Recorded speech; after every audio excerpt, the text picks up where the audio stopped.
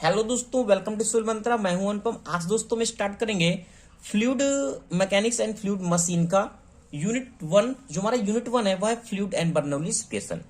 इस वीडियो में दोस्तों डिस्कस करेंगे फ्लूइड के बारे में, उसकी प्रॉपर्टी के बारे में और बर्नौली इक्वेशन के बारे में। वीडियो को स्टार्ट करने से पहले दोस्तों आपसे रिक्वेस्ट है, अगर आप चैनल पे नए हैं तो चैनल को जरूर सब्सक्राइब कर ले ताकि आपके एग्जाम में काफी हेल्पफुल हो जाए। अब हम फर्स्टली बात करते हैं फ्लूइड के बारे में। जैसा कि दोस्तों मैंने डिफिनेशन लिखा है फ्लूइड का।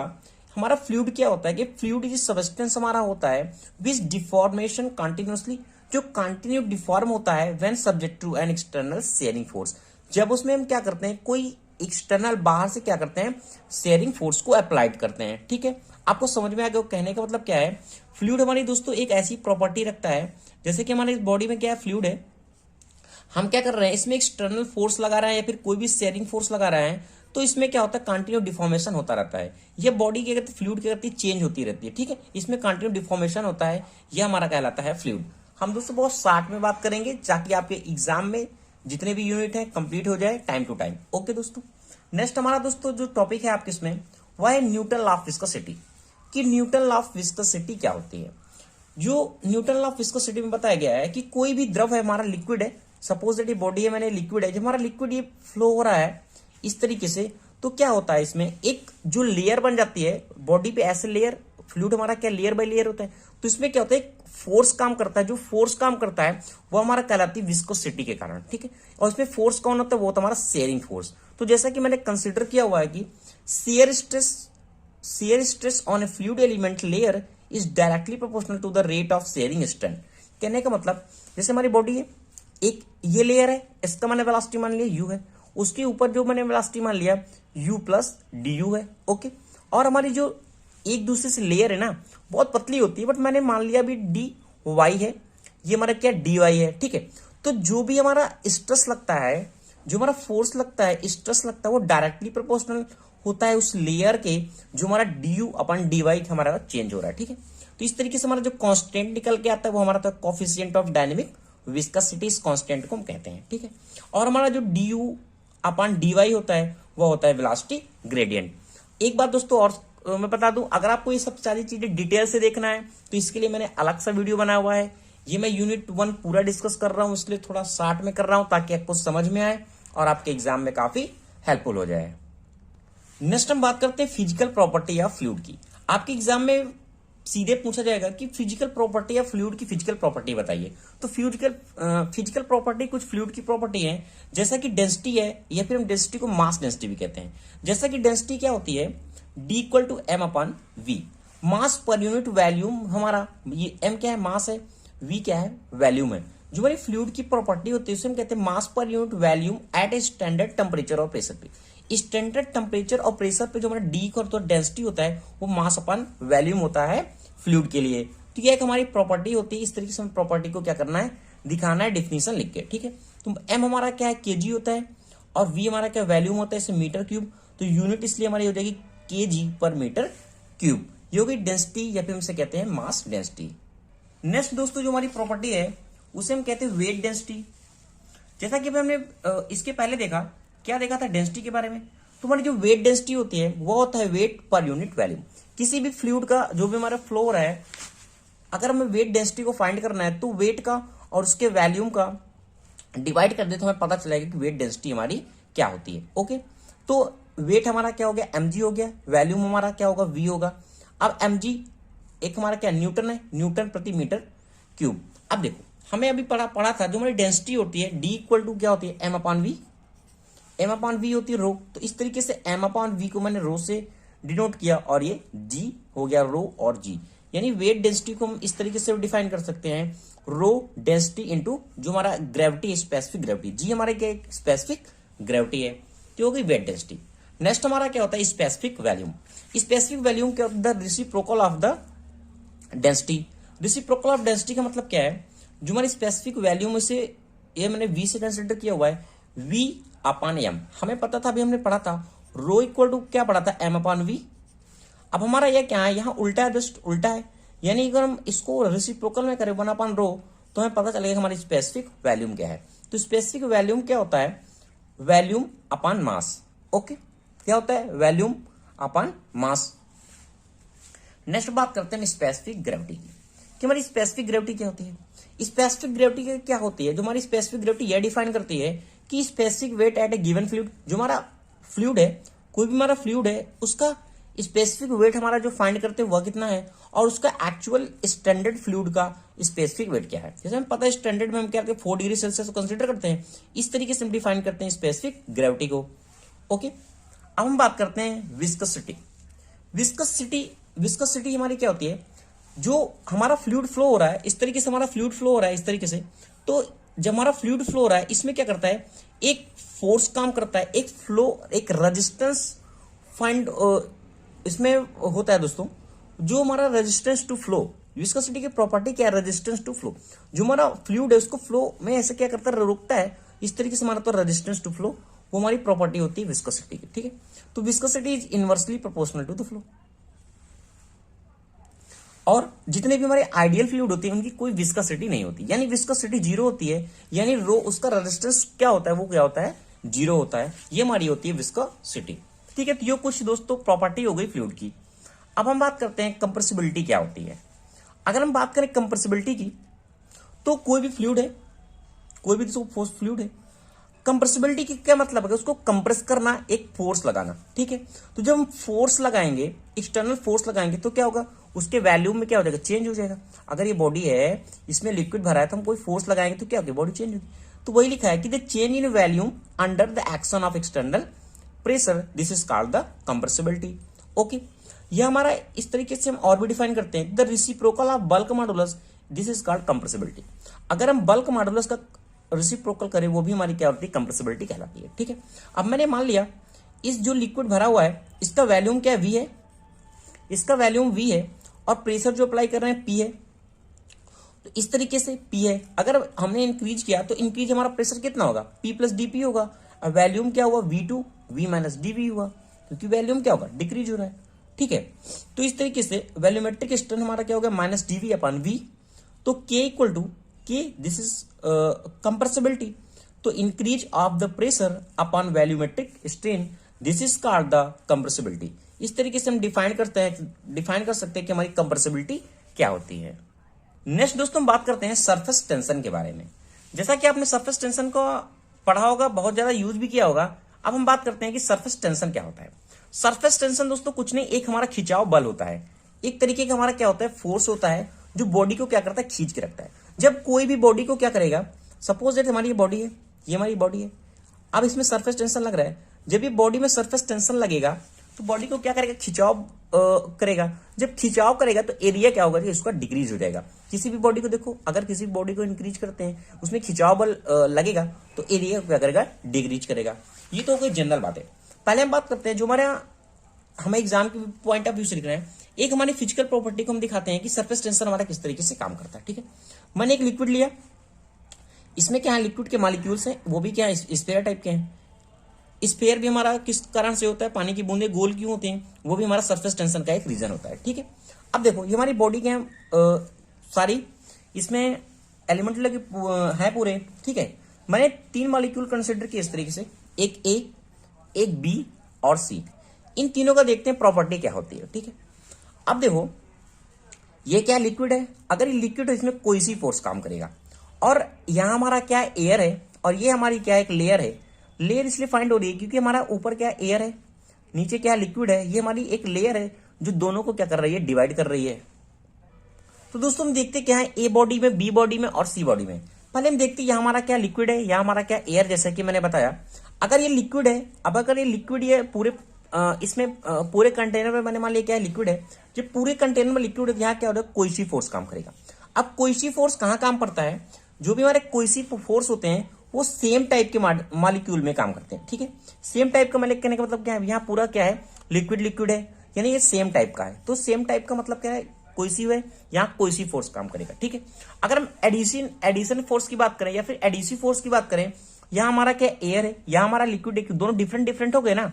तो अगर डिफरेंट टाइप की हमारी कोई भी प्रॉपर्टी वहां अगर दोनों डिफरेंट टाइप के मॉलिक्यूल्स हैं, तो वहां हमारा क्या प्रॉपर्टी कौन सी लगती है, वहां लगता है हमारा एडिशन फोर्स लगता है, वहां क्या कर सकता है, एडिसिव फोर्स काम करता है। ठीक है, इसके बाद हम अगर देखें, ये जो भी हमारी मॉलिक्यूल्स ए है, यहाँ हमारा सरफेस जो हमारा टेंशन लग रहा है वो हर तरीके से इक्वल लग रहा है, इस तरफ भी पूरे डायरेक्शन में इक्वल लग रहा है। इस तरीके से अगर हमारा जो ए है, जो मैंने ए एलिमेंट कंसिडर किया हुआ है, इसमें क्या पूरे हर तरह से फोर्स इक्वल लग रहे हैं चारों तरफ से, तो हमारा जो रिजल्टेंट फोर्स होगा ना, जो हमारा रिजल्टेंट फोर्स होगा वह हमारा क्या होगा, जीरो होगा। ठीक है, जीरो होगा। ये हमारा क्या है, जब हमारा कोई मॉलिक्यूल्स क्या द्रव के अंदर डूबा हुआ है, ठीक है, इस कंडीशन में इसका रिजल्टेंट फोर्स कितना होगा, रिजल्टेंट फोर्स कितना होगा, जीरो होगा, वैसे कि मैंने लिखा हुआ है। अगर हम कोई भी पार्टिकल को देखिए, अगर वो सरफेस पे है, ठीक है, सरफेस पे है, जब सरफेस पे है तो हमारा जो सरफेस टेंशन है वो क्या क्या फोर्स है, सरफेस टेंशन का मैंने बताया क्या, खिंचाव बल होता है। जो खिंचाव बल क्या करेगा, इसको नीचे की ओर खींचेगा, इस मॉलिक्यूल्स को नीचे की ओर, इस बॉडी को, मॉलिक्यूल्स को क्या करेगा, नीचे की ओर फोर्स लगाएगा। जब नीचे की ओर फोर्स लगाएगा, अगर ये क्या सतह पे है, क्योंकि यहाँ क्या है, एयर है, यहाँ तो कोई फोर्स लग नहीं रहा है, इसके ऊपर कोई खिंचाव नहीं लग रहा है, ये तो अभी खिंचाव कहाँ लग रहा है, लिक्विड पे लग रहा है। जैसा कि मैंने बताया एरिया, यहाँ जो हमारा सरफेस टेंशन होता है वो कितना, लिक्विड में होता है। ठीक है, ये भी आप याद रखेंगे पहले, किसमें, लिक्विड में है। तो लिक्विड में यहाँ हमारा लिक्विड अंदर भरा हुआ है, इस बॉडी को क्या कर रहा है, मॉलिक्यूल्स को क्या कर रहा है, इसको कंटिन्यू खींच रहा है। तो इस कंडीशन में जो रिजल्टेंट फोर्स होता है ना दोस्तों, वह कहाँ काम करता है, नीचे काम करता है। रिजल्टेंट फोर्स यानी जीरो नहीं होता, उसका रिजल्टेंट फोर्स क्या होता है, डाउनवर्ड होता है। ठीक है, ये हो गई बी की। अगर इस बॉडी को मैंने इस तरीके से रखा हुआ है, हाफ हमारा बाहर है, हाफ हमारा क्या है, अंदर है, तो इस कंडीशन में क्या होगा, इस कंडीशन में भी जो हमारा सरफेस टेंशन है लिक्विड में काम करेगा, सरफेस टेंशन हमारा क्या करेगा, इस बॉडी को कंटिन्यू क्या करेगा, खींचेगा। जब हमारा कंटिन्यू खींचेगा इस बॉडी को, तो हमारा जो फोर्स है वो कितना होगा, डाउनवर्ड होगा। तो इस कंडीशन में भी हमारा जो रिजल्टेंट फोर्स होता है वह किस तरीके से काम करता है, डाउनवर्ड काम करता है। ठीक है, तो ये आपको एग्जाम में लिखना है अगर सरफेस टेंशन के बारे में पूछा जाता है, इस तरीके से हमें दिखाना है कि सरफेस टेंशन की हमारी प्रॉपर्टी क्या होती है। ठीक है, ये तो हो गई सरफेस टेंशन की बात। जो सरफेस टेंशन का फॉर्मूला होता है T equal to F upon L होता है। ठीक है, टी इक्वल टू क्या होता है, एफ अपॉन एल होता है। ठीक है, अब इसकी हम बात करते हैं यूनिट की, जो आपके एग्जाम में भी, जनरल एग्जाम में पूछी जाती है। हाँ दोस्तों, वीडियो को स्टार्ट करने से पहले दोस्तों आपसे रिक्वेस्ट है, अगर आप चैनल पर नए हैं तो चैनल को जरूर सब्सक्राइब कर लें। अगर आपको चाहिए कि डिटेल से सरफेस टेंशन का वीडियो, तो उसके लिए दोस्तों अलग से मैंने बनाया हुआ है। अभी मैं यहाँ थोड़ा थोड़ा डिस्कस कर रहा हूँ। अगर आप डिटेल से हर एक टॉपिक को डिस्कस करना चाहते हैं तो आप लिंक में देख सकते हैं, हर एक वीडियो आपको अलग मिल जाएगा। अब हम बात करते हैं इसकी यूनिट के बारे में। जो हमारा एफ क्या है, फोर्स है, न्यूटन होता है, एल क्या है, मीटर है। ये तो हो गई दोस्तों सिंपल यूनिट किसकी, सरफेस टेंशन की। बट ऐसा एग्जाम में पूछता नहीं है।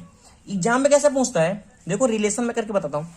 जो डब्ल्यू हमारा वर्क क्या है, फोर्स इंटू डिस्प्लेसमेंट होता है। फोर्स हमारा क्या है, ये हमारा क्या है, डिस्प्लेसमेंट है। तो इस तरीके से अगर हम फोर्स को फाइंड करूं तो वर्क अपॉन डिस्प्लेसमेंट हमारा हो जाएगा। तो एफ इक्वल टू क्या, डब्ल्यू अपॉन एस। यानी हम यहां क्या पुट कर सकते हैं, W upon S into L. यानी यहां भी यही भी हमारी डिस्टेंस है, ये भी हमारी डिस्टेंस है, एक तरीके से हमारी क्या हो गई, एरिया हो गई। तो टी इक्वल टू क्या निकला, डब्ल्यू अपॉन ए। अब हमारा वर्क क्या है, जूल है, ये क्या मीटर स्क्वायर है। तो टी इक्वल टू ना, जब हमारा सरफेस टेंशन की यूनिट पूछेगा इस तरीके से पूछेगा, जूल प्रति मीटर स्क्वायर। या फिर आपको न्यूमेरिकल भी देगा तो इस तरीके से देगा, डब्ल्यू की वैल्यू देगा और ए की वैल्यू देगा, और आपसे कहेगा सरफेस टेंशन को फाइंड करें। तो आपको समझ में नहीं आएगा कि गुणा करना है या भाग करना है, तो ये चीज भी आपको याद रखना है। ठीक है, ये दोस्तों हो गई जनरल बातें जो जो मैंने बताया। अब मैं आपको कुछ एग्जाम्पल बताता हूं। डिटेल बहुत दोस्तों नहीं देखेंगे, जितना आपके एग्जाम में बीटेक में अभी थर्ड सेमेस्टर में आपको जितना यूज करना मैं उतना बताऊंगा। अब देखो, बताने को तो दोस्तों तो बहुत कुछ है।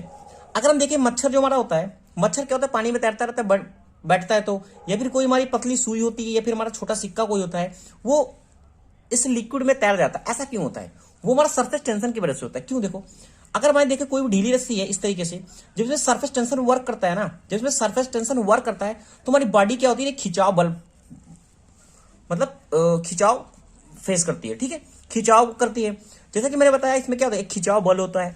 जब ये खिंचाव बल होता है ना, तो इस लिक्विड को क्या करता है ना, इस सरफेस में एक मेम्ब्रेन टाइप में बन जाता है। मेम्ब्रेन एक सतह बन जाती है, ऐसे टाइट सतह बन जाती है। जब ये टाइट हो गई, इसमें सरफेस टेंशन वर्क कर रहा है, फोर्स कंटिन्यू लग रहा है, इसमें सरफेस टेंशन कंटिन्यू लग रहा है, ऐसे तेरी बॉडी थी, सरफेस टेंशन, ये मेरी बॉडी क्या हो गई, टाइट हो गई। जब मैं टाइट हो गई तब मैं इसमें कोई मच्छर बैठता है, या फिर हम कोई पतली सुई रख देते हैं, या फिर कोई छोटा सिक्का रख देते हैं ना, वो आसानी से क्या होता है, तैरता रहता है। ठीक है, तो ये दोस्तों कुछ एग्जाम्पल है जो हमारे सरफेस टेंशन के कारण होते हैं। ठीक है, अब देखो जैसे कि मैंने बताया कि सरफेस टेंशन हमारा क्या होता है, एरिया को रिड्यूस करता है। देखा होगा जनरली जो घर में जो औरतें होती हैं वो बाल को क्या करती हैं, सुखाती हैं। जब उसमें पानी लगा होता है ना, जब उसमें पानी लगा होता है तो बाल क्या होते हैं, चिपके चिपके रहते हैं। किसके कारण, पानी है उसमें क्या होगा, एरिया उसका क्या चिपका रहता है, खिंचाव बल प्रोड्यूस करता है, जब उसका पानी हट जाता है ना तो फैल जाते हैं। तो ये सरफेस टेंशन का रीजन होता है। ठीक है, अगर आपने देखा होगा ब्रश को जब खुला खुला रहता है तो क्या होगा, उसके जो पार्टिकल होते हैं सब क्या दूर दूर रहते हैं ब्रश के, जब उसमें हम डालते हैं लिक्विड में वो क्या होता है, पूरे एक दूसरे से चिपक जाते हैं। ठीक है, तो ये हमारा सरफेस टेंशन की कुछ एग्जाम्पल है। ठीक है, अब हम बात करते हैं टेम्परेचर के कारण क्या इफेक्ट होता है सरफेस टेंशन पे। आपने देखा होगा जल्दी जब हम पानी को गर्म करते हैं उसमें कपड़े धोते हैं तो हमारे जल्दी साफ हो जाते हैं। ऐसा क्यों होता है, अब देखो मैं बताता हूं। देखो जैसा कि हर एक जो उसमें पानी होता है लिक्विड है, उसमें ये क्या होता है, इंटरमॉलिक्यूलर फोर्स होते हैं। ठीक है, जो भी हमारा लिक्विड होता है उसके अंदर क्या होता है, इंटरमॉलिक्यूलर फोर्स होते हैं। इसके कारण क्या होता है, जब हम कोई भी लिक्विड को टेम्परेचर बढ़ाते हैं, जब हम टेम्परेचर उसका बढ़ाते हैं तो सरफेस टेंशन क्या होता है, डिक्रीज हो जाता है।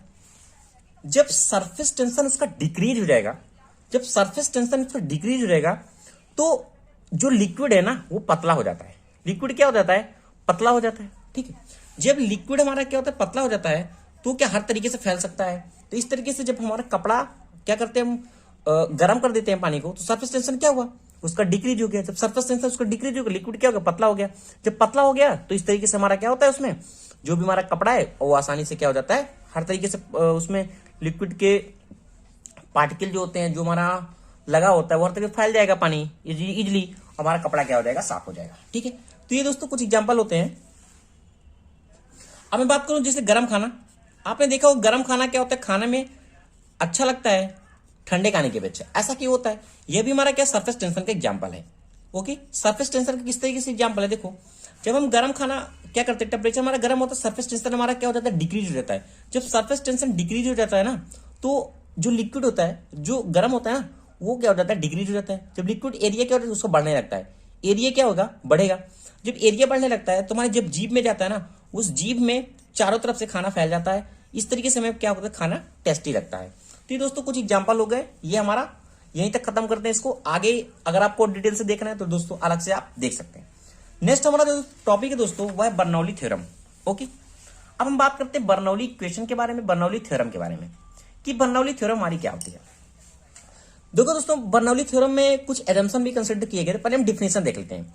बर्नौली थ्योरम की स्टेटमेंट क्या करती है, Bernoulli theorem state that in a study flow, study होना चाहिए ideal flow of an incompressible fluid, the total energy at any point of liquid is a constant. कहने का मतलब क्या है, जब हमारा कोई भी फ्लूइड है वह स्टडी कंडीशन में है, आइडियल है।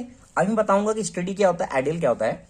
स्टडी है, आइडियल है और इनकम्प्रेसिबल है, तो उस कंडीशन में जो टोटल एनर्जी होती है ना किसी भी पॉइंट पे फ्लूइड की, वो हमारी कांस्टेंट होती है। कैसे का मतलब, जो प्रेशर एनर्जी है, काइनेटिक एनर्जी है और पोटेंशियल एनर्जी है वो हमारी क्या होगी, कांस्टेंट होगी। जो फॉर्मूला में निकल के आता है P/ρg + V² / 2g + z = constant. ये हमारा होता है बर्नौली थ्योरम। आपको समझ में कुछ थोड़ा थोड़ा आया होगा। अब हम आते हैं डिटेल से डिस्कस करते हैं। बर्नौली थ्योरम जो हमारी होती है, पहले बता दूं, जो हमारी बर्नौली थ्योरम है ना वो कंजर्वेशन ऑफ एनर्जी पे होती है, बेस्ड होती है किस पे, कंजर्वेशन ऑफ एनर्जी पे। मैं लिख देता हूं किस पे होती है, कंजर्वेशन ऑफ एनर्जी पे।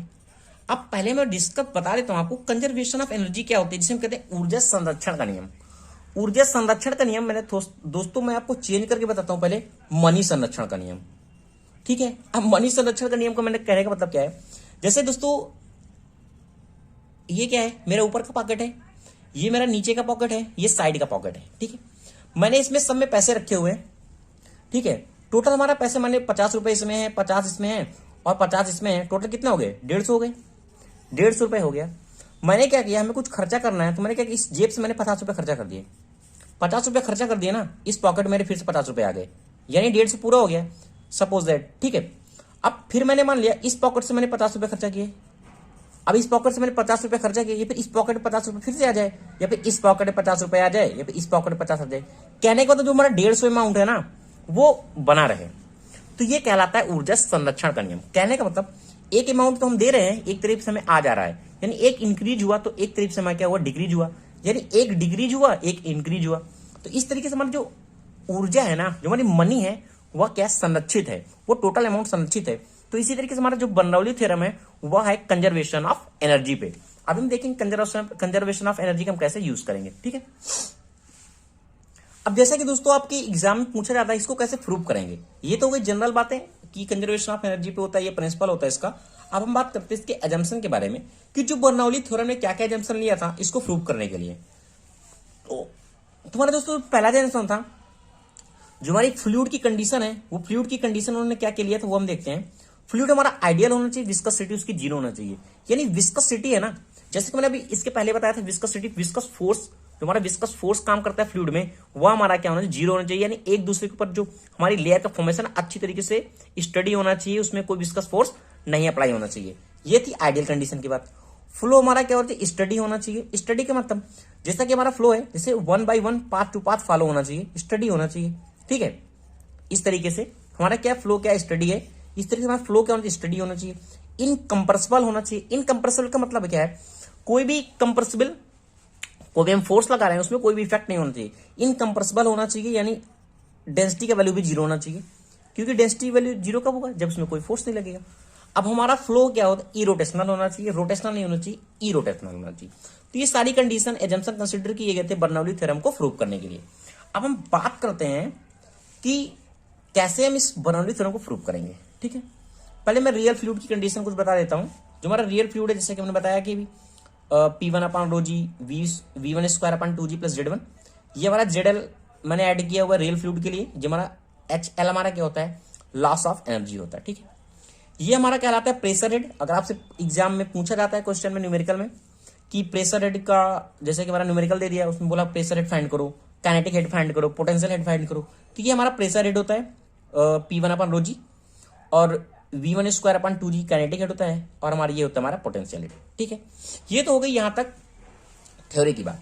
अब हम बात करते हैं कि बर्नौली थ्योरम को हम कैसे प्रूव करेंगे। ठीक है, तो बर्नौली थ्योरम को दोस्तों प्रूव करने के लिए आपको 3 पॉइंट याद रखने, 3 कीवर्ड याद रखने हैं। जो 3 कीवर्ड है इसमें क्या क्या होता है, एक हमारी होगी काइनेटिक एनर्जी जो हमारी 1/2 mv स्क्वायर होती है, एक हमारी होती है पोटेंशियल एनर्जी जिसे हम कहते हैं mgh, एक हमारा होता है work done P equal to dv।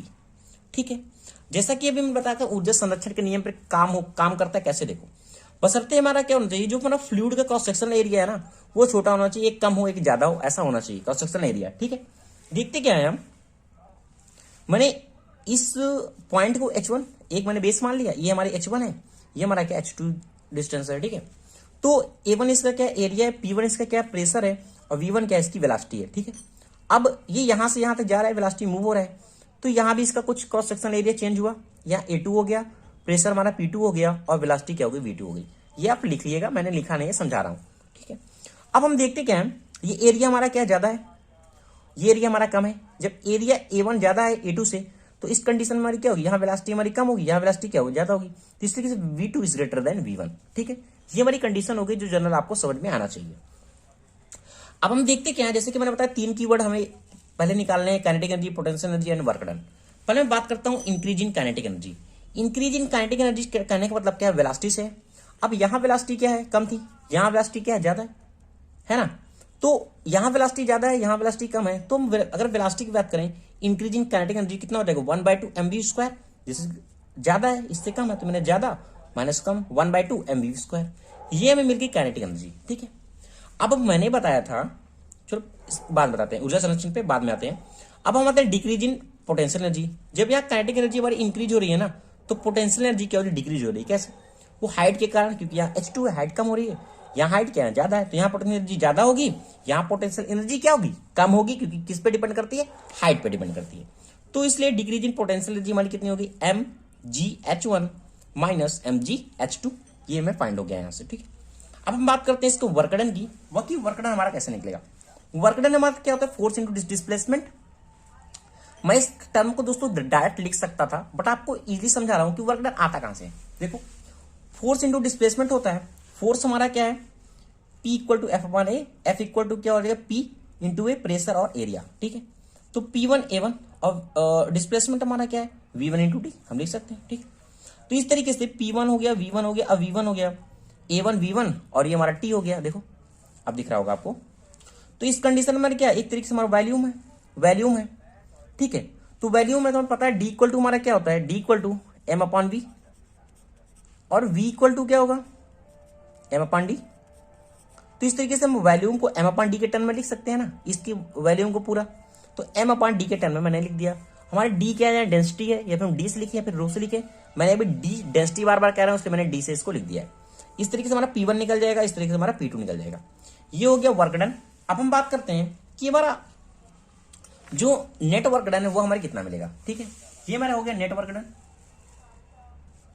Net work done हमारा कितना हो जाएगा, P1 m upon D minus P2 m upon D.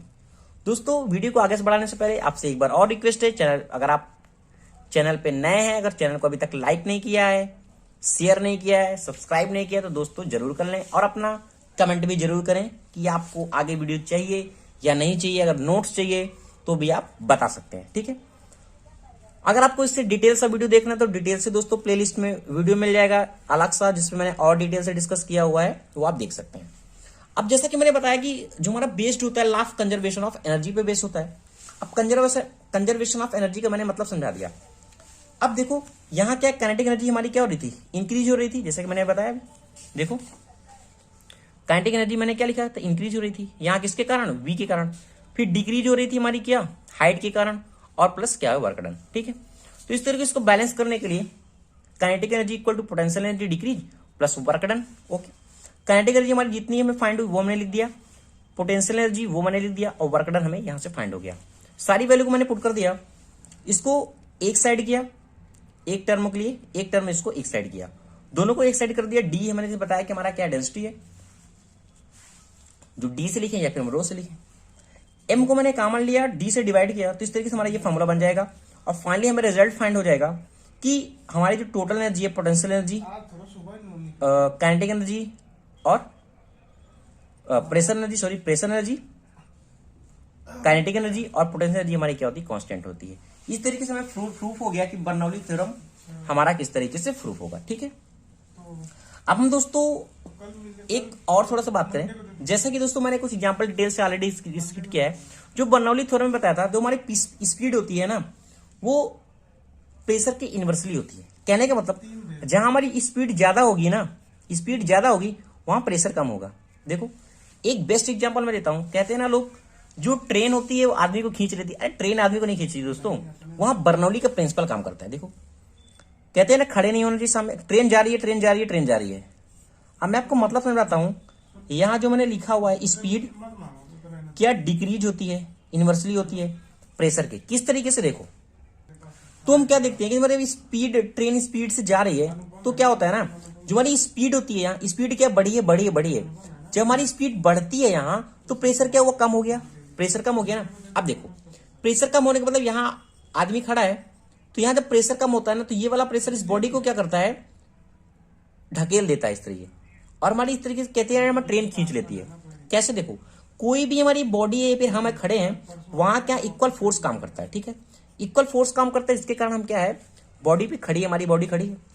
तो जब एक तरीके का प्रेशर यहाँ कम हो जाता है ना, तो बॉडी क्या हो जाती है, इस ट्रेन की तरफ खींच जाती है। हमारा ये वाला प्रेशर हमारा क्या करता है, इस बॉडी को ढकेल देता है, और हम क्या करते हैं, ट्रेन की तरफ खींच जाते हैं। तो ये दोस्तों मेन रीजन होता है बर्नौली थ्योरम का। ठीक है, एक और मैं एग्जाम्पल आपको बताता हूं। जैसे आपने देखा होगा, छप्पर हमारा होता है इस तरीके से, छप्पर ये क्या होता है, आंधियों में उड़ जाता है। ये हमारा घर है। अब देखो क्या होता है, एक्चुअल में होता क्या है, यहाँ क्या एक प्रेशर काम कर रहा है, ऐसे ऊपर से प्रेशर काम कर रहा है, नीचे से भी प्रेशर काम कर रहा है। ठीक है, ऐसे प्रेशर लग रहा है इस छप्पर पे। जब इस छप्पर पे दोनों तरफ से प्रेशर लग रहा है, अभी क्या है, छप्पर हमारा कांस्टेंट है। जब आंधी चली, चल गई भाई लो आंधी। जब आंधी चल गई, तो यहाँ क्या होता है, प्रेशर, यहाँ का प्रेशर क्या कम हो गया भाई, स्पीड ज्यादा हो गई, प्रेशर क्या हुआ, कम हुआ। जब ये प्रेशर कम हो जाता है ना, तो ये वाला प्रेशर क्या होता है, ज्यादा हो जाता है। जब ये प्रेशर ज्यादा हो जाता है ना, छप्पर को उठा के उड़ा देता है। तो ये दोस्तों मेन रीजन होते हैं जो हमारे बेस्ड होते हैं बर्नौली थ्योरम पे। और आगे डिटेल से डिस्कस करने के लिए आप पीछे वाला वीडियो देख सकते हैं दोस्तों, मैं बार बार आपसे कह रहा हूं। अब हम बात करते हैं वेंचुरी मीटर के बारे में।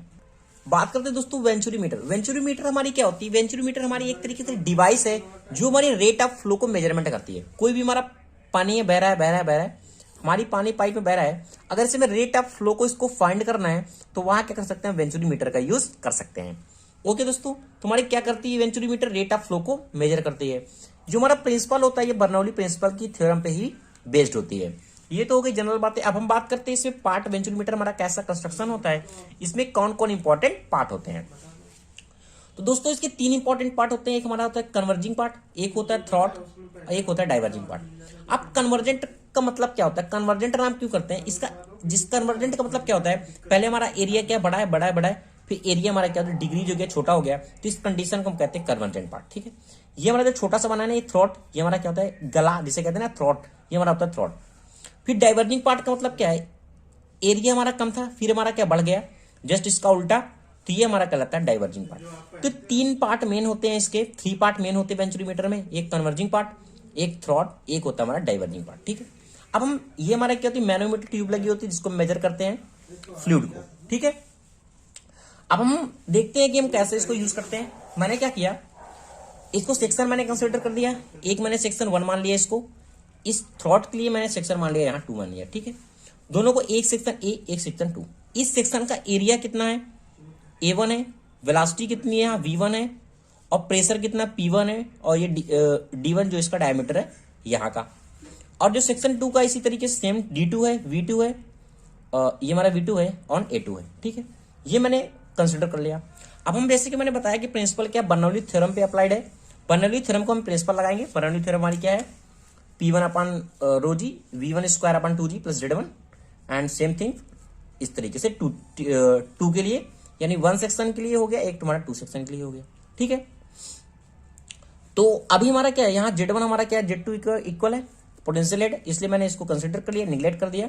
यहाँ हमारा क्या निकल के आ गया, P1 अपन रो जी plus P1 square upon 2G, और यहाँ से ये दोनों में मिल गया। ओके, इस टर्म को मैंने इस साइड किया तो P1 minus P2 upon rho G equal to V2 square 2G minus V1 square. ये हमारा जो है ना, ये हमारा कहलाता है वेलोसिटी हेड, जैसे कि ऑलरेडी मैंने पहले बताया वेलोसिटी, ये हमारे क्या टोटल क्या वेलोसिटी हेड है, तो इसको मैंने H से कंसिडर कर लिया, यानी P1 minus P2 upon rho G equal to H। इस टर्म को मैंने क्या मान लिया, हेड मान लिया, कैसा, वेलोसिटी हेड। ओके, अब हम दोस्तों जो हमारा फ्लूइड है यहां से गया, यहां निकलेगा ना, तो हमारा यहाँ क्या हम लगाएंगे, कॉन्टिन्यूटी इक्वेशन। अब कॉन्टिन्यूटी इक्वेशन क्या करती है, जो हमारा डिस्चार्ज होता है A1 V1 वो हमारा क्या होता है, कांस्टेंट होता है। तो हमारा जो डिस्चार्ज है वो हमारा क्या कांस्टेंट है। ठीक है, यानी जितना हम फ्लूइड इंटर कर रहे हैं हमें फ्लूइड क्या मिल रहा है, ये हमारी कॉन्टिन्यूटी इक्वेशन होती है। तो A1 V1 equal to A2 V2, यहां से हमें V1 की वैल्यू फाइंड करने के लिए क्या किया, V1 equal to A2 V2 and A1। जो V1 की वैल्यू हमें फाइंड हुआ है, इस V1 की वैल्यू को यहां पुट करेंगे। ठीक है, यहां पुट करेंगे तो V2 square upon 2G minus A2 V2 square 2G, इस वैल्यू को यहां पुट कर रहे हैं। ठीक है, तो यहां से ये कॉमन हो जाएगा, दोनों में कॉमन हुआ तो A1 minus A2 square upon A1 का स्क्वायर। दोस्तों आपसे रिक्वेस्ट है, अगर आपको कुछ समझ में नहीं आ रहा है तो आप कमेंट सेक्शन में जरूर बता सकते हैं। अगर आपको यूनिट 2 भी चाहिए तो आप कमेंट सेक्शन में जरूर बताएं, मैं यूनिट 2 भी जल्द लाऊंगा। ओके, अब हम बात करते हैं नेक्स्ट जो सोल्यूशन है वो क्या है। देखो हमें पता चल गया था यहां से, जो हमने यहां निकाला था, यहां से हमें चाहिए क्या, यहाँ V2 चाहिए, V2 का वैल्यू चाहिए। जो V2 का वैल्यू चाहिए, यहां से हम क्या करेंगे, 2GH करेंगे, इसको इस साइड ले जाएंगे, यहाँ ये हो जाएगा A2 और A1 के लिए, A2 के लिए माइनस A1 के लिए। ठीक है, सोल्यूशन करेंगे। ठीक है, तो यहां हमने इसको सॉल्व किया तो 2GH हो जाएगा V2 स्क्वायर के लिए, ये हमारा हो गया A1 के स्क्वायर, और दोनों का डिफरेंस हो गया A1 का और A2 का। तो V2 हमारा क्या है, स्क्वायर में रूट में जाएगा, ये रूट में गया, इस तरीके से यहाँ भी स्क्वायर है, ये हट जाएगा, इस तरीके से हमारे V2 की वैल्यू फाइंड हो गई। ठीक है, तो मैं दोस्तों यहाँ फाइंड हमें V2 की वैल्यू मिल गया। हमें चाहिए कि डिस्चार्ज हमारा क्या होता है, A2 एंड V2, जो A2 हमारा बाहर हो रहा है लिक्विड। तो ये हमारा जो हमारा फाइंड हुआ है ना Q, A2 का वैल्यू मैंने पुट किया, V2 का वैल्यू हमें यहाँ से पता है, ये हमारा क्या थ्योरेटिकल आया हुआ है, ये हमारी क्या थ्योरेटिकल डिस्चार्ज है। अब थ्योरेटिकल हमें एक्चुअल चाहिए, तो एक्चुअल के लिए हमारा एक रिलेशन होता है जिसे हम कहते हैं coefficient of discharge. Coefficient of discharge हमारा क्या होता है, सिर्फ रेशियो होता है Q एक्चुअल का और Q थ्योरेटिकल का। तो यहां से Q एक्चुअल हमें चाहिए, तो Q एक्चुअल हमारा क्या होगा, CD इंटू Q थ्योरेटिकल। तो इससे CD को हमने ऐड कर दिया और QTH कर दिया, तो इस तरीके से हमें फाइंड हो गया कि वेंचुरीमीटर का हमारा डिस्चार्ज कितना फाइंड होगा। ओके दोस्तों, अब दोस्तों नेक्स्ट हम बात करते हैं ऑरिफिस मीटर के बारे में, कि ऑरिफिस मीटर हमारा क्या होता है। ऑरिफिस मीटर भी हमारी एक तरीके से डिवाइस है जो हमारे रेट ऑफ फ्लो को क्या करती है, मेजर करती है। रेट ऑफ फ्लो को मेजर करती है, और जो इसका प्रिंसिपल होता है वह होता है बर्नौली प्रिंसिपल पे बेस्ड होती है। अब हम बात करते हैं इसका कंस्ट्रक्शन किस तरीके से होता है। जैसे दोस्तों हमारा पाइप है, ये हमारा पाइप है, अगर हम इसी पाइप में हमें इसके रेट ऑफ फ्लो को मेजरमेंट करना है तो क्या ऑरिफिस का मतलब होता है एक छेद। हम क्या करते हैं, ये हमारी प्लेट होती है, इस तरीके से हम प्लेट क्या करते हैं, ये हमारी पूरी कंस्ट्रक्शन होता है इसका प्लेट का। ये मैंने प्लेट लगा दिया तो यहाँ क्या हो गया, एक होल टाइप में बन जाता है, जहाँ एरिया क्या हो गया इसका डिक्रीज हो गया, यहाँ एक तरीके से क्या होता है छेद हो जाता है, एक ऑरिफिस बन जाता है। ठीक, तो ये हमारी क्या होती है प्लेट होती है, ये हमारा क्या एक ऑरिफिस सेक्शन बन जाता है। ठीक है, तो इस तरीके से हमारा कोई भी हमें ऑरिफिस मेजर करना होता है रेट ऑफ फ्लो को, तो इस तरीके से हमारा ऑरिफिस मीटर होता है। ठीक है, ये हमारा क्या होता है मैनोमीटर होता है, जो हमारा इनफ्लो होता है, और जो हमारा आउटफ्लो हो रहा है यहाँ, इस तरीके से हम इसको मैनोमीटर को अटैच करते हैं। इसमें हमारा क्या होता है लिक्विड फ्लो होता है। ये जो हमारा पोर्शन है ना, ये हमारा क्या होता है वेना कंट्रैक्टा। वेना कंट्रैक्टा का मतलब क्या है, हमारा एरिया क्या होगा डिक्रीज हो गया, तो हमारा जो एरिया हमारा चेंज हो रहा है ना, डिक्रीज हो रहा है ना, इसे हम कहते हैं वेना कॉन्ट्रैक्टा। ओके, और जो ये मेन सेक्शन है, जो हमारा ऑरिफिस है, एरिया ऑरिफिस का मैंने मान लिया A0 है, और जो हमारा वेना कंट्रैक्टा है वो हमारा क्या है A2 है। ओके, तुम्हारा जो यहाँ एरिया चेंज हो रहा है वो हमारा कहलाता है वेना कंट्रैक्टा। अब हम बात करते हैं इसको हम कैसे प्रूव करेंगे। ऑरिफिस मीटर का हमारा फॉर्मूला क्या आएगा, जो हमारा डिस्चार्ज होगा वह कितना होगा वो देखते हैं। ठीक है, आपको पता चल गया किस पे बेस्ड होता है, इसका मेन थ्योरी क्या है। ठीक है, अब बात करते हैं। सपोज मैंने मान लिया सेक्शन 1 मैंने इसको कंसिडर किया, और मैंने सेक्शन 2 यहां कंसिडर किया सेक्शन 2, तो इसका क्या होगा वेलोसिटी होगा कुछ V1 माना मैंने, वेलोसिटी से लिक्विड फ्लो हो रहा है, एरिया इसका क्या A1 है, प्रेशर क्या है P1 है। इस तरीके से सेक्शन 2 का मैंने मान लिया P2 है, V2 है और A2 है। यहां तक आपको कोई भी प्रॉब्लम नहीं है। जैसे ही मैं प्रूव करना है बताया कि बर्नौली प्रिंसिपल पे है, तो बर्नौली प्रिंसिपल का मैंने फॉर्मूला लगाया P1/ρg plus V2² 2g plus Z1 2 के लिए भी मैंने फॉर्मूला लगाया, सेक्शन 1 के लिए और सेक्शन 2 के लिए। अब देखो P1/ρg प्लस Z1 को मैंने इस तरीके लिखा माइनस P2, और ये हमारा हो गया प्लस Z2। ठीक है, इसको इस तरीके से मैंने लिख दिया माइनस का कॉमन लेके, क्योंकि दोनों टर्म क्या है माइनस है। अब ये हमारा क्या होता है, जैसे बताइए ये हमारा क्या है वेलोसिटी हेड है, ये हमारा क्या है वेलोसिटी हेड है, तो मैंने इसको एच से डिनोट कर दिया यहां। बट हमें चाहिए क्या प्रेशर हेड, तो इसलिए मैंने प्रेशर हेड को कंसिडर किया एच को, ये हमारा क्या है प्रेशर हेड है, एच से मैंने इसको लिख दिया H equal to V2² 2g minus V1² 2g। ठीक, तुम्हारा यहाँ से V2 की वैल्यू इजिली फाइंड हो जाएगी। V2 की वैल्यू, V2 की ये 2GH है, ये 2GH है, ये प्लस का है, ये प्लस में जाएगा, यानी V2 की वैल्यू हमें यहाँ से फाइंड हो गई। ठीक है, अब एक हमारा टर्म आता है coefficient of contraction. Coefficient of contraction क्या होता है, कोफिशिएंट हमारा कंट्रैक्शन, ये हमारा रेशियो है, ये हमारा वेना कंट्रैक्टा का और हमारा ऑरिफिस एरिया का। ठीक है, जो हमारा होल बना हुआ था ना यहाँ ये ऑरिफिस मीटर का, वो हमारा क्या रेशियो है। अगर हमें यहाँ से A2 की वैल्यू चाहिए, A2 का, तो हम क्या लिख सकते हैं A2 equal to A0 orifice का एरिया और कोफिशिएंट ऑफ कंट्रैक्शन। ठीक है, तो ये हो गया CC। अब हम अप्लाई करते हैं continuity equation. Next continuity equation का क्या है, रेट ऑफ फ्लो हमारा डिस्चार्ज क्या है पूरा कांस्टेंट है, तो A1 V1 equal to A2 V2। यहाँ से V1 का वैल्यू फाइंड किया, V1 equal to A0, A2 का वैल्यू यहाँ से हमने पुट कर दिया A0 CC V2/A1। यहां तक कोई भी प्रॉब्लम नहीं है। इसके बाद हमें क्या करना है, देखो यहां से हमें क्या V2 का वैल्यू देखो, अब हमें यहां से V2 का वैल्यू ऑलरेडी हमने अभी निकाला था। देखो V2 का वैल्यू यहां से निकाला था ना, यहां से V2 का वैल्यू, ये V2 का वैल्यू, यहां से V2 का वैल्यू मिलेगा V2 equal to 2GH plus V1 का स्क्वायर। अब V1 की वैल्यू हमने यहां फिर से निकाली, इस वैल्यू को हम यहां पुट करेंगे, ये हमारा जो V1 का वैल्यू आया हुआ ये V1 का वैल्यू यहां पुट किया, तो जब V1 का वैल्यू यहां पुट करेंगे, ये हमारा क्या रूट में स्क्वायर में चेंज कर दिया, यहां तक हमें कोई प्रॉब्लम नहीं है। ठीक है, इस V1 को, इस टर्म को मैंने इस साइड कर लिया पूरा, ये हमारा 2GH हो गया, V2 को स्क्वायर मैंने कॉमन ले लिया, 1 माइनस ये हमारा A0 और CC बचेगा, और ये हमारा 2GH, यानी हमें V2 की वैल्यू यहां से निकालनी है। V1 की वैल्यू ऑलरेडी हम निकाल चुके हैं, तो V2 equal to 2GH upon root 1 minus A0/A1 square CC square हमें फाइंड हो जाएगा। ओके, आप करके देखिएगा। हाँ दोस्तों, अगर आपको ये चाहिए, नोट्स चाहिए, PDF में चाहिए, तो आप कमेंट सेक्शन में जरूर बताइए। अब हम बात करते हैं फाइनली हमारा डिस्चार्ज कितना निकलेगा। डिस्चार्ज हमारा क्या है, V2 और A2 है, तो Q equal to V2, A2 का क्या है ऑलरेडी हमने फाइंड किया, A2 का भी वैल्यू देखो, ये सारी वैल्यू इसलिए फाइंड किया पुट करना पड़ता है। A कोफिशिएंट ऑफ कंट्रैक्शन के लिए, A2 का वैल्यू ऑलरेडी मैंने डिफाइन किया हुआ है, तो A2 का वैल्यू यहां हमने पुट कर दिया। अब हमें क्या है, V2 का भी वैल्यू मिल गया, ये वैल्यू हमें फाइंड हो गया, यानी Q इक्वल टू हमें ये रिलेशन यहां से मिल गया।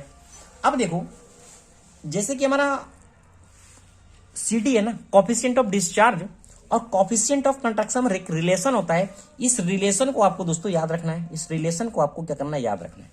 ठीक है, याद रखना है, इस रिलेशन को आपको याद रखना है। इस रिलेशन में क्या है, देखो जो CD और CC में रिलेशन क्या है, CD इक्वल टू CC, या फिर हम इसको ऐसे लिख सकते हैं CD अपॉन CC, मैंने डायरेक्ट लिख दिया हुआ है। CD इक्वल टू CC क्या होता है, 1 माइनस A0 ऑर्फिस का एरिया A1 स्टार्टिंग का area square 1 minus A0 A1 square and CC, ये हमारा CD और CC में रिलेशन होता है। अगर हमें CC का वैल्यू से फाइंड करना है, CC चाहिए, कॉन्ट्रैक्शन चाहिए, तो CC इक्वल टू क्या हो जाएगा, CD 1 minus A0 A1 square CC अपान ये हमारा नीचे हो जाएगा। तो ये हमें CC का वैल्यू यहां से फाइंड हो जाएगा।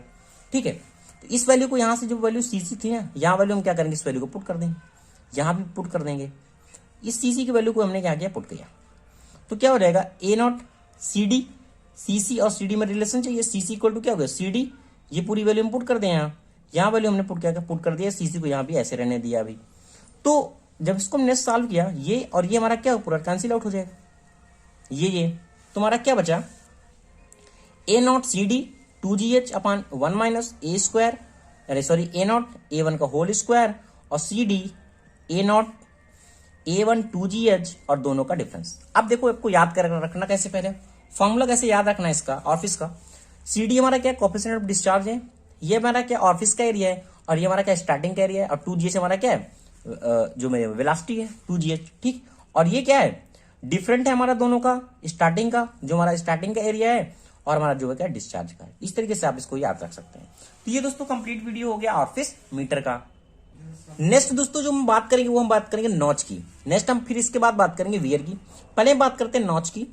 आप देखो अगर नॉच का एग्जाम्पल देखो, अगर आपने देखा होगा ट्यूबवेल में जो टंकी पानी बहती है उसका देखा ना, ऐसे ऐसे नोच बना होता है, ऐसे तरीके से पानी हमारा बहता है। ठीक है, तो ये हमारा नोच होता है।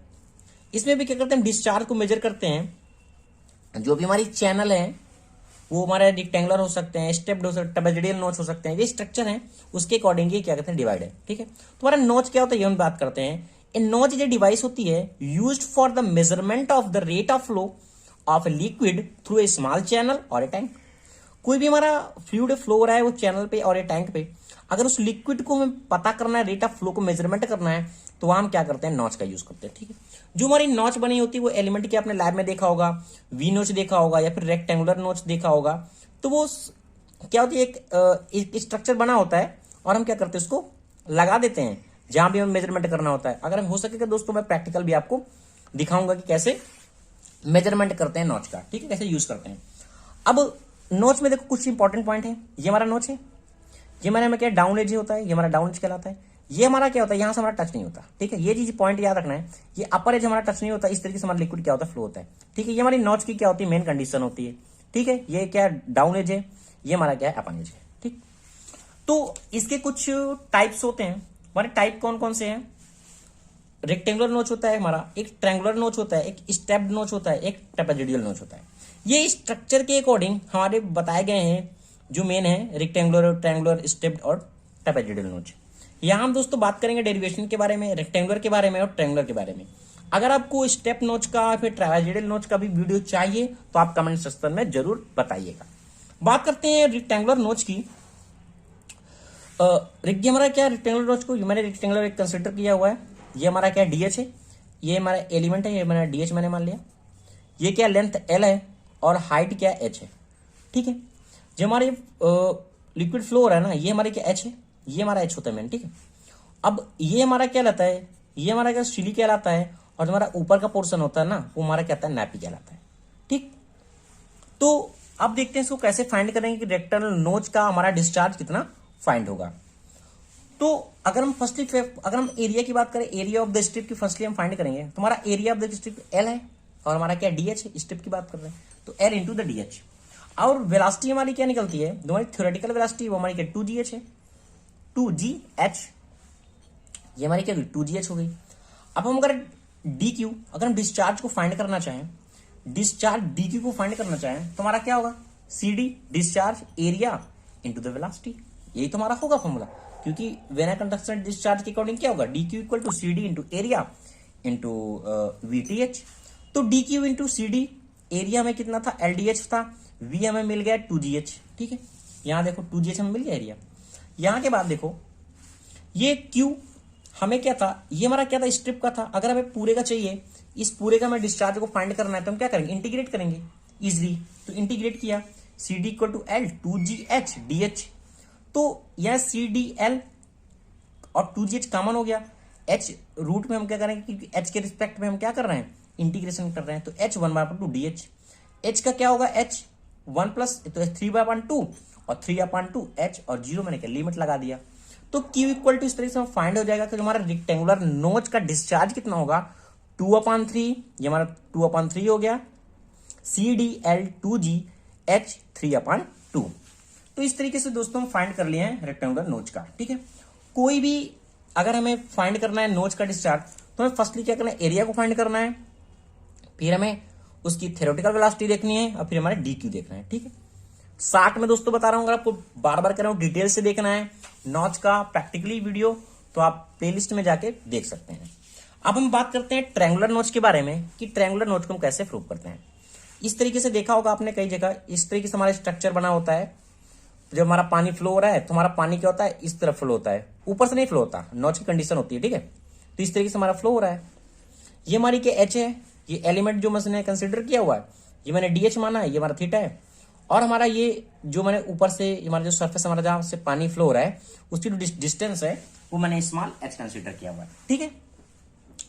ये थीटा है तो इसको मैंने θ2 और θ2 को मैंने डिवाइड कर लिया। ये AC है हमारा AC, तो ये हमारा क्या हो गया, AC/O H माइनस H, तो θ/2 हो गया, ये हमारा क्या हो गया, 0 हो गया। तो अगर हम tan θ/2 को फाइंड करें, इसको tan θ/2 को, तो AC हो जाएगा, AC लंब बटे आधार होता है, लंब हमारा ये हो गया ना AC, और ये हमारा आधार हो गया। तो AC/H माइनस H, AC का वैल्यू हमें पता नहीं है अभी AC का, तो AC equal to H minus H tan θ/2। अगर हम एरिया की फाइंड करें, इसका एरिया फाइंड करें AB के लिए, एरिया ऑफ द स्पीड कितना हो, 2AC, क्योंकि आधा ये है आधा ये है, 2AC यानी 2H माइनस H tan θ/2। फिर मैंने बताया था थ्योरेटिकल वैल्यू हमारी कितनी है, 2GH है, थ्योरेटिकल वैल्यू हो गई हमारी। और DQ हमारा क्या होता है, CD area into velocity, this is called theoretical velocity. सारी वैल्यू को हमें क्या करना है, पुट कर देना है। CD हमें फाइंड हो गई थी, एरिया हमें मिल गया था, और VTH हमें पता है 2GH है। ये हमारा क्या था, एक स्ट्रिप का था D। तो यहां से दोस्तों में अगर DQ की पूरी वैल्यू चाहिए तो हम क्या करेंगे, इंटीग्रेट करेंगे 0 to H के लिए, 2CD H minus H tan θ/2 2GH and DH, ठीक है। इंटीग्रेट किया H के रिस्पेक्ट में 2CD tan θ/2 2G, जिसमें H की वैल्यू उसको इस साइड कंसिडर किया H माइनस H, और ये रूट H/2, इसको इस पे मल्टीपल करेंगे, इसको इस पे मल्टीपल करेंगे, दोनों को मल्टीपल किया। फिर H का आपको इंटीग्रेशन पता ही है, इंटीग्रेशन करेंगे दोनों को, जो हमारी फाइनली वैल्यू फाइंड होगी, इसको हल करेंगे तो 8/15 CD tan θ/2 2GH 5/2। तो ये दोस्तों हमारा डिस्चार्ज होता है ट्रायंगुलर सेक्शन के लिए, ट्रायंगुलर नोच के लिए, अगर हमें क्या करना है, उसका डिस्चार्ज को फाइंड करना है, ओके। नेक्स्ट, जैसे कि दोस्तों नोच की बात कर लिया, हम बात करते हैं वियर की। और वियर क्या होता है, it is any regular obstruction in an open stream over which the flow take place. कहने का मतलब क्या है, जैसे कि आपने देखा होगा जो भी हमारा बांध बना होता है उसमें क्या करते हैं ना, एक ईंट का बना के रखते हैं ना, ऐसे मैसनरी का, कंक्रीट का, तो जो पानी को रोक रहा है ना, वहां यहां भी पानी आ सकता है, वो हमारा क्या होता है, वियर कहलाता है। और हमारा वाटर क्या होता है, ऊपर से फ्लो होता है, तो जो हमारी कंडीशन ये होती है ना, वो हमारी कहलाती है वियर, ठीक है। आपको रिवर है या फिर हमारी नहर है, कैनाल है, ये सारी चीजें दिखने को आपको मिल सकती है। अगर आपने दोस्तों नॉच का वीडियो नहीं देखा है, डिफरेंट क्या होता है, नॉच में डिफरेंट क्या होता है, वियर में क्या होता है, ऑलरेडी दोस्तों मैंने डिस्कस किया है, आप देख सकते हैं। अब आपके एग्जाम में और पूछा जाएगा कि इसके क्लासिफिकेशन क्या होते हैं, आप स्क्रीनशॉट ले लीजिएगा, इसके अकॉर्डिंग, शेप के अकॉर्डिंग, या नेचर ऑफ डिस्चार्ज के अकॉर्डिंग, विड्थ क्रेस्ट के अकॉर्डिंग, और नेचर ऑफ क्रेस्ट के अकॉर्डिंग कुछ हमारे क्या है, ये क्लासिफिकेशन है। जैसे कि नेचर ऑफ डिस्चार्ज के अकॉर्डिंग ऑर्डिनरी वियर होगा, सबमर्ज वियर होगा, ठीक है। विड्थ के अकॉर्डिंग नैरो क्रिस्ट होगा या ब्रॉड क्रिस्टेड हो सकता है। नेचर ऑफ क्रिस्ट में शार्प क्रिस्ट वियर हो सकते हैं या फिर ऑगी वियर हो सकता है, ठीक है। अगर आप इसका भी डिटेल से वीडियो चाहते हैं तो दोस्तों अलग से दोस्तों मैं वीडियो बना दूंगा, ठीक है। अब हम नेक्स्ट जो इंपॉर्टेंट हमारा टॉपिक है, ये हमारा क्वेश्चन हमारे एग्जाम में अक्सर पूछा जाता है कि कोई भी हमारा बेंट पाइप है, कोई भी हमारा बेंट पाइप है तो इसमें जो फोर्स एग्जर्ट होता है फ्लूइड के कारण वह कितना होता है उसके बारे में हम डिस्कस करते हैं। ठीक है, जैसा कि मैंने क्वेश्चन कंसीडर किया हुआ है कि force exerted by a flowing fluid on a pipe bend. कोई भी हमारा एल्बो पाइप इस तरीके से हमारा बेंट पाइप है, अब इसमें कितना फोर्स एग्जर्ट होगा फ्लूइड के कारण और हमारा पाइप कितना फोर्स लगाएगा, वो भी भाई इक्वल एंड अपोजिट फोर्स हमारा वर्क करता है। तो कैसे फोर्स लगाएगा वो चीज हम देखते हैं। ठीक है, जैसे कि मैंने कोई बेंट पाइप कंसीडर किया हुआ है, अब हम क्या देख रहे हैं, A1 क्या है, इसका एरिया है, P1 क्या है, इसका प्रेशर है, V1 क्या है, वेलोसिटी है। ये क्या है, लिक्विड ऐसे ऐसे फ्लो हो रहा है। अब हमारा यहाँ क्या पाइप बेंड है, जब ये पाइप बेंड है तो क्या करेगा, एक एंगल फॉर्मेशन करेगा लिक्विड को फ्लो करने के लिए, थीटा के लिए। मैंने मान लिया this is angle FX and this is the Y, FY। Okay, यहां तक कोई प्रॉब्लम नहीं है। फिर ये लिक्विड हमारा क्या रहता है, V वेलोसिटी से आगे जा रहा है, तो जब ये थीटा को फॉर्मेशन करता है तो मैं दो कंपाउंड पे ब्रेक होगा, एक हमारा होगा V2 cos थीटा में, एक होगा V2 sin थीटा में। जो हमारा थीटा के साथ होगा उसको हम कास में कंसीडर करेंगे और हमारा ये हो गया V2 sin थीटा। ये A2 हमारा एरिया है और P2 हमारा क्या है, इसका प्रेशर है। अब देखो एक चीज आपको ध्यान देने वाली बात ये है, जो फोर्स एक्सर्टेड में ये हमारा लिक्विड फोर्स लगा रहा है ना, अभी लिक्विड। अब ये जो पाइप है ना, ये भी फोर्स लगाएगा, अपोजिट फोर्स लगाएगा। जब ये अपोजिट फोर्स लगाएगा तो हमारा जो FX है वो FX कंसीडर करेगा और FY वो डाउनवर्ड वर्क करेगा। इसी तरीके से इस वेलोसिटी के कारण जो हमारा पाइप फ्लो हो रहा है ये भी इस तरीके से वर्क करेगा। तो जो हमारा V2 sin थीटा है वो डाउनवर्ड काम करेगा क्योंकि इक्वल एंड अपोजिट फोर्स लग रहा है। तो V2 sin थीटा हो गया एक तरीके से, A2 V2 sin थीटा और हमारा जो V2 cos थीटा है वो हमारा हो जाएगा P2 A2 cos थीटा। यहां तक कोई भी प्रॉब्लम नहीं, आपको समझ में आ गया होगा। अब हम देखते हैं कैसे इसको फाइंड करेंगे। जैसा कि आपको पता है कि इंपल्स मोमेंट ऑफ इक्वेशन क्या होती है, हम बात करते हैं पहले एक्स डायरेक्शन के लिए। जैसे इसमें दो डायरेक्शन है, एक हमारी एक्स है, एक हमारी क्या है, वाई है। तो हम यहां अप्लाई करेंगे यूजिंग क्या, impulse momentum equation. Impulse momentum equation क्या कहते हैं, जो टोटल फोर्स होता है वो वेलोसिटी, उसके रेट ऑफ वेलोसिटी के और मास के क्या होता है, इक्वल होता है। तो इस तरीके से हम देखते हैं इसमें हमारा फोर्स कितना एग्जर्ट हो रहा है एक्स डायरेक्शन में। एक्स डायरेक्शन के फोर्स के लिए देखो ये हमारा फोर्स वर्क कर रहा है, ये हमारा क्या हो गया, P1 हो गया, A1 हो गया, एक प्रेशर हमारा वर्क कर रहा है। ये FX है, दिस इज अपोजिट में वर्क करेगा, अपोजिट डायरेक्शन में, इसलिए मैंने माइनस FX कंसिडर किया। और minus A2 and cos theta, A1 this is A2 इस वेलोसिटी के लिए जो हमारा पानी आउटफ्लो हो रहा है। तो ये हमारा हो गया P2 A2 cos theta equal to d/dt mv, क्योंकि हमारा क्या होता है, F इक्वल टू हमारा क्या होता है, mv होता है मोमेंटम में। ठीक है, तो हमारा ये टोटल फोर्स हो गया, ये mv हो गया, किसके रिस्पेक्ट में, टाइम के रिस्पेक्ट में। तो ये हमारा हो गया पूरे टर्म के लिए P1 A1 जो भी हमारा ये रिलेशन में फाइंड हुआ था एक्स डायरेक्शन के लिए। और हमारा जो dt/mv है हमारा यहां से निकलेगा d rho, this density and the q is star. और हमारा जो वेलोसिटी है, वेलोसिटी को देखते हैं दोस्तों। वेलोसिटी यहां देखो, एक हमारी क्या है, इनवर्ड वेलोसिटी हो रही है, हमारा फ्लूइड फ्लो हो रहा है, इनवर्ड वेलोसिटी हो रही है। अब हमारा यहाँ क्या है, आउटवर्ड आउट हो रहा है एक वेलोसिटी, हमारा जो पानी आउट हो रहा है। तो यार दो वेलोसिटी हमारी काम कर रही है, बट इसका हमको देखना है कि रिजल्टेंट वेलोसिटी हमारा क्या होगा। हमारा जो रिजल्टेंट वेलोसिटी होगा वो क्या होगा, V2 cos theta minus V1, क्योंकि एक हमारी क्या है, अपोजिट वर्क कर रही है, V2 cos theta and this is the V1। Okay, तो V2 cos theta minus V1।